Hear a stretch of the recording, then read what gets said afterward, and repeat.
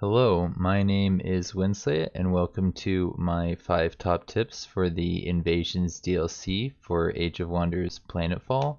I asked for a press copy about a week ago, and I've been hearing a lot from the people who work with Triumph Studios to hand out those keys, and there's been a slowdown this week, unfortunately, which has led to me not getting a key or anything sent to me until like 12 hours before the release of the DLC, which means that when I got that, I was unable to contact anybody when I ran into issues. Unfortunately, they didn't send me a key for Invasions. They sent me something for the deluxe edition, which means I won't get Invasions until after it launches, which is unfortunate. But I've been watching a lot of streams over the past few weeks for the Invasions DLC. I've been following the development of it very, very closely, and I think that I've gathered enough good information to put together a quick little video. We'll be using the dev diaries on the forums like this. I'm gonna hop over to my tab with the forum posts, and I can use the game here to demonstrate a couple little things, and you might need to use your imagination here and there, because the first tip I have here, use covert operations. It has a lot to do with the Sharkarn nation. They have a big emphasis on being covert, secretive, kind of stealthy, and that means if you really develop their ability to cast covert operations, that they get a lot more out of it, which means if you didn't invest a lot into counter operations beforehand, now might be the time to start rethinking that whole strategy. And I also have been playing around with it a lot more, and I really like the fact that you can steal maps to get some really useful information on your enemy. It's pretty early on in this tree. Stealing maps is, yes, it's just tier 2 tech, and it allows you to find the capital of your enemy if you're lucky. It'll uncover a couple hexes here and there. You'll see if I go here, that's only giving me dots in here. That's from stealing maps. And every once in a while they'll reveal a text or a hex which has the little star on it. You can see this is their capital, and I got to that one by scouting out with Natural Scout. But stealing maps it's a valid way of getting the information that you need. So yeah, invest in covert operational points for casting your own operations and to counter people from, say, figuring out where your capital is with the steal maps option. I think there may be some information in the dev diary about their ability to do covert operations. So let's just hop on over to that tab really quickly, and I need to just do this now. And I think there may be something in here. Oh no, it doesn't say anything about their doctrines. Unfortunate that I don't have access to the actual doctrines that they do, but I'm pretty sure one of them makes your ability to do covert operations a lot better. If I just search covert, yeah, it says here they have very covert techniques, special operations which allow them to spread information on enemy cities, and this makes raising better. So you don't have to take over the enemy.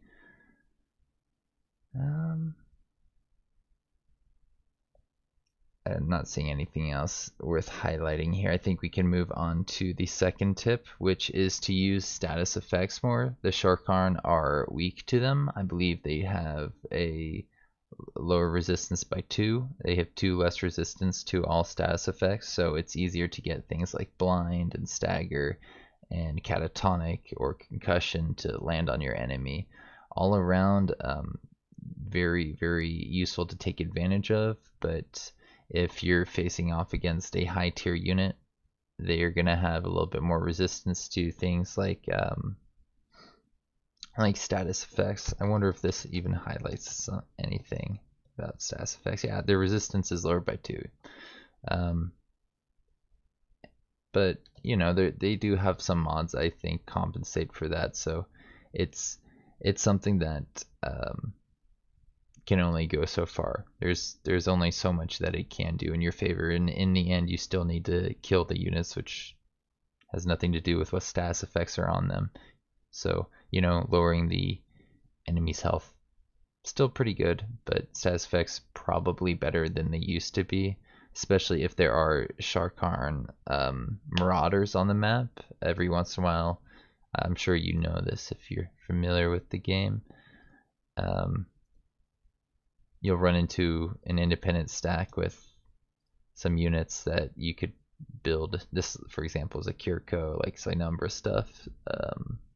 So if there's like a Sharkarn in here, that would mean that the stats effects would probably be more useful for fighting this stack. So yeah, pretty useful stuff to keep in mind. Now let's move on to diplomacy.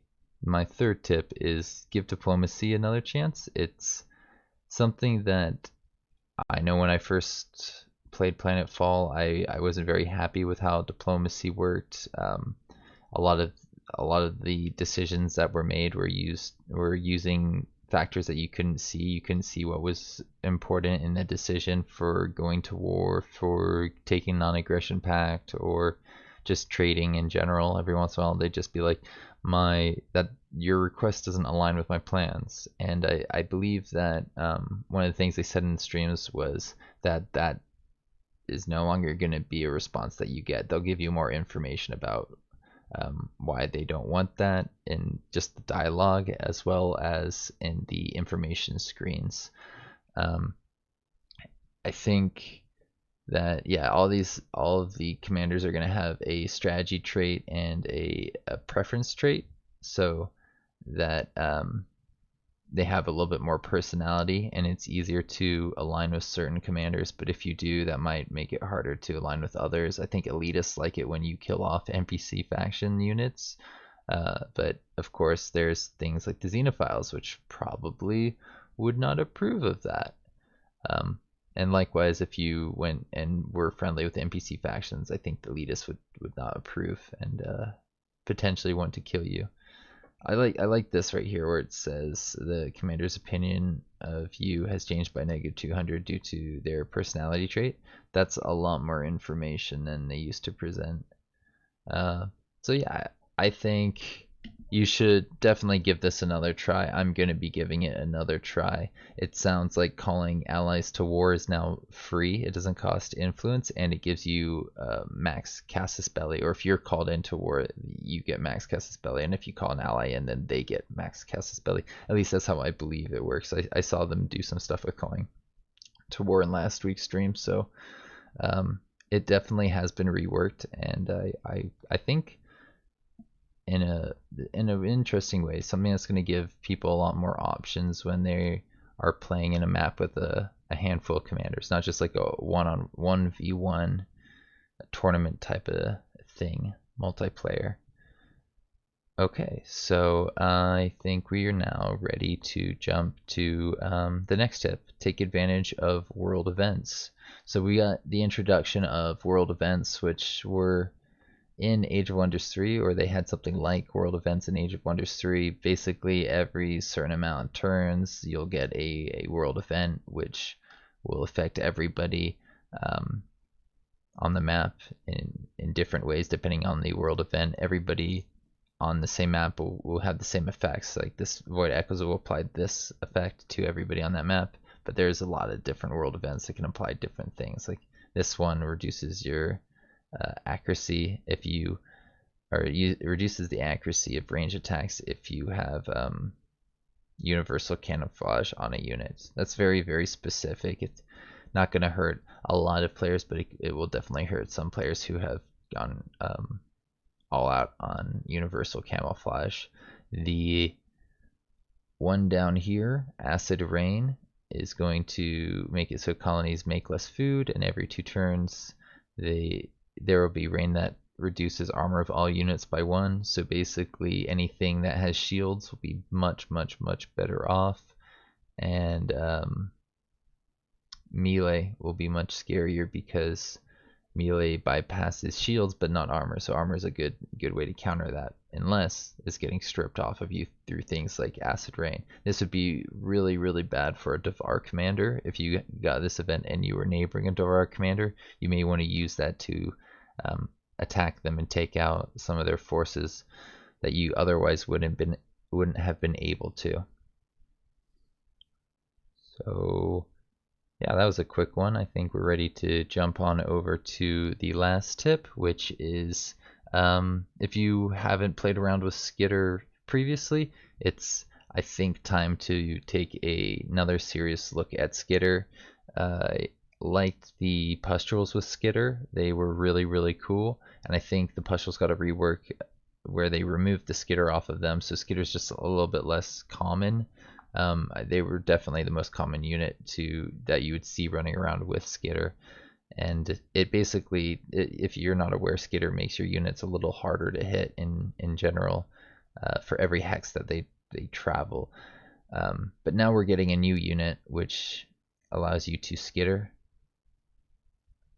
We got the Therian Bouncer, who has Pheromone, which makes them tougher to hit by granting, I think it makes them tougher to hit as well as granting nearby friendly units with the Therian Presence the Skitter buff in addition to an evasion boost. So nearby things are going to get an evasion boost and Skitter if they have Therian Presence, which I believe is basically all Therian units and all non-Therian units with a certain mod. I think that there's a mod down here that's like, you get Therian Presence if you put this on your non-mechanical and non-Therian units.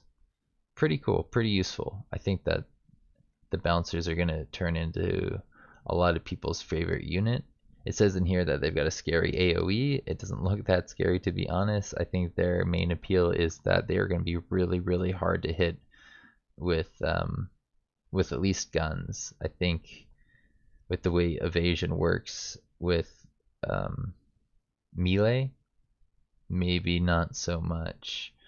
I was playing around a little bit last night with the way melee works with Skitter, or not Skitter, with the way melee works with certain evasion bonuses and buffs, and yeah, it's really hard to reduce the hit chance on melee. I know that the void thingy here, phase walk modulator, that won't protect my units from melee attacks, unfortunately. And obscure won't work. I believe blind will reduce the accuracy of melee units, so their accuracy is lowered. Your evasion isn't what's making the hit chance lower. But yeah, you won't be able to